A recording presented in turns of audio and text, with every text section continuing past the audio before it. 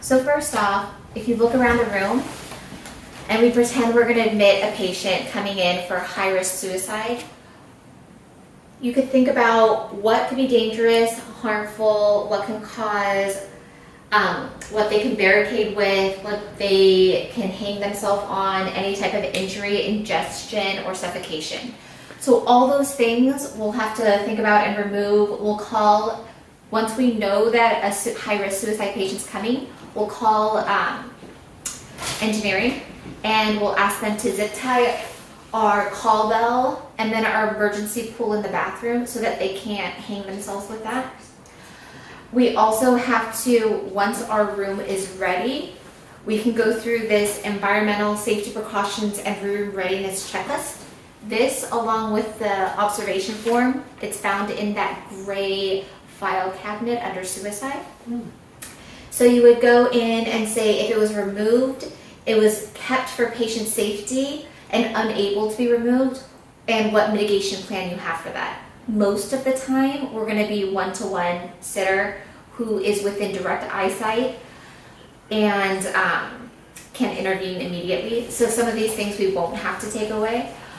They also would never be in this room because you want direct eyesight with the nursing station so that you can peek in just in case the sitter is in trouble and needs help. Things that can be removed, like the clock, if it could be removed, that would be taken out. Anything that can be thrown would be taken out. That can be dangerous. The cables would be removed and taken outside unless they were on continuous monitoring. So there's that.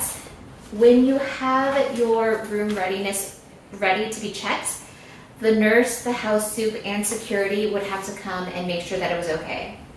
Every shift that you start, you do this same activity of looking around for things that are dangerous, and then you sign and date time that you checked it, that the room is ready.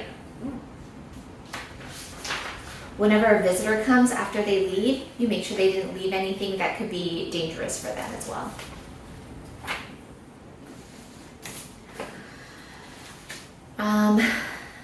So if they're going to have that one-to-one sitter, one thing that can make them have a one-to-one sitter is if they have a 4, 5, or 6 on the Columbia Suicide Severity Rating Screen. So anyone over the age of 10 will have that. If they have a suicidal ideation with the plan, then you would get that 4, 5, or 6 number, and they would automatically get that one-to-one. Another reason they would have a one-to-one is if they have a 5150, which law enforcement or mental health professionals can implement. Our doctors can only do a 1799, and that is a hold for 24 hours. It lasts 8 hours, and then the doctor would have to reassess, and it's usually just to bridge them getting that 5150.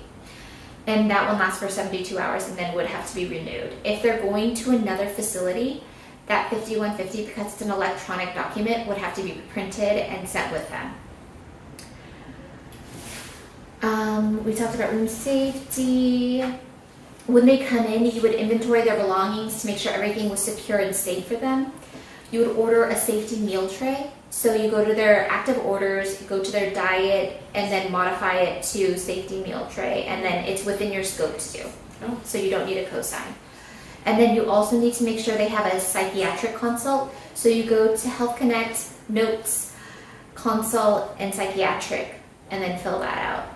If you're transporting them or they're going somewhere, you have to document handoff communication. Do not leave unattended. Definitely do the suicide risk pediatric care plan. In that you have interventions, goals, timeframes, and services required to meet those goals. When you document the care plan, hopefully a suicide education would automatically populate and you can document in there as well. They want you to do a psychosocial document flow sheet on how they're coping with everything going on. Visitors are a case-by-case basis based on the care team, what they have planned. So if a visitor does come, you need to assess the visitor, make sure they're not bringing anything dangerous for the patient, make sure they're not leaving anything. So when they leave, they also have to check in with you. You can also let them know if the patient is acting differently from their point of view to let you know. Elopement. So if a patient is trying to leave and you're not supposed to physically stop them, you can call the code green and security will come and help you, but always keep your eyes on them. Discharge. Every person who's discharged on suicide watch will have a safety plan that's made by the physician. Hopefully they go over it with the family. 30 days post-discharge is when they're most likely to have a suicidal attempt. So social worker or PCC will review that safety plan. Any outpatient behavioral health care needs that they have, they'll get crisis hotline numbers and community resources. We will confirm that they have an outpatient appointment and that the doctor writes DC orders. We'll arrange for medical transport to another facility or parents will come and take them home. We'll send belongings with them and then we'll double check that they have that crisis support number as well as their belongings. Any questions? No. Very good. So the house is going to come up here. There's also a suicide prevention checklist for inpatients who are transferred from the ED or another facility. So it walks you through all the steps you need to admit a patient, and that can be located in Teams under suicide and also in our gray file cabinet.